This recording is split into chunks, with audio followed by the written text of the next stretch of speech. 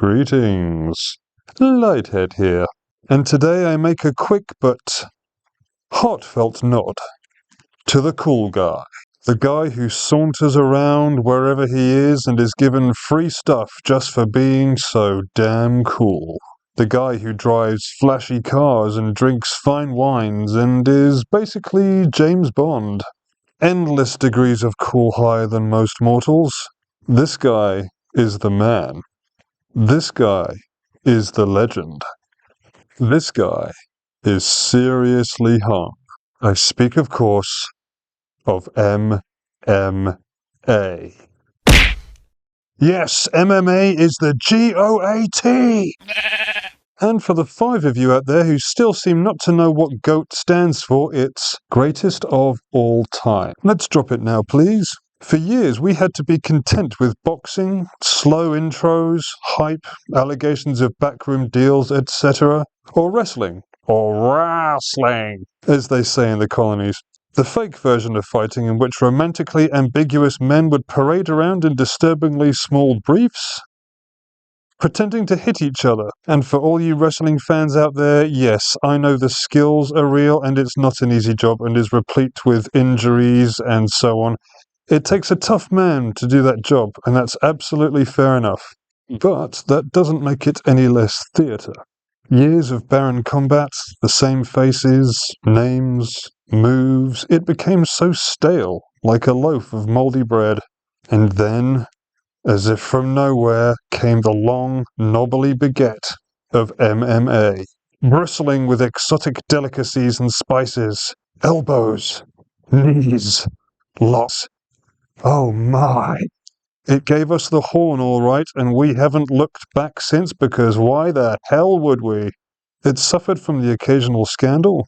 Its fighters' reputations have been plastered across the media, such as whether John Jones is just a big cheating scumbag. He's the dirtiest fighter ever. If you doing anything good on him, he's going to poke you in the eye. If you advancing on you doing anything good, you get the advantage, he's going to kick your knee backwards. For one, I think that knee kick, he's kicking you right on your kneecap, kick in the back. I think that should be banned. Like, my knee is still messed up from that. Obviously, the guy is pretty loose on what he's willing to do in terms of substances. Yeah, ultimately for him, he got it in his system. On paper, when you look at his testosterone levels, like when he fought DC, they were so out of whack that it would not be explainable, in my opinion, by anything other than some sort of suppression of your system via the usage of something. UFC star John Jones turned himself into police overnight after leaving the scene of an accident where he crashed his car, injured a pregnant woman. Or if Conor McGregor is in favour of genocide.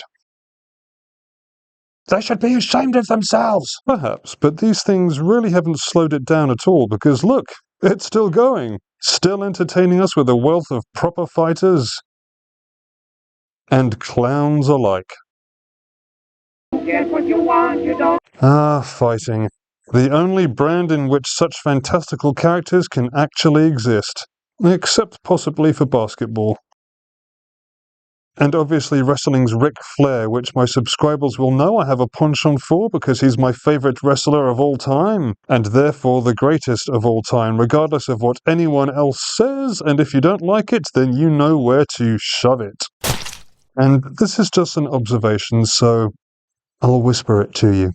Could it be that the MMA is the only sport in which men actually want to watch women compete? It's an issue unpopular with women, obviously, and one that is indifferent to men, but let's be honest. Watching 2 women knock 7 bells out of each other is basically just as entertaining as watching the menfolk go at it, particularly when they're easy on the eyes.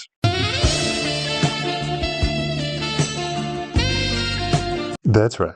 Yes, MMA is the gift that keeps on giving. The don of which, as we all know, is the UFC, run by a man who seems to be as hard-headed a businessman as there can possibly be, Dana White, whose no-nonsense outlook and unwillingness to bend to any undesirables and telling arrogant reporters to get lost has injected a refreshing air of f*** off, where other sports have softened and weakened and generally irritated their audience.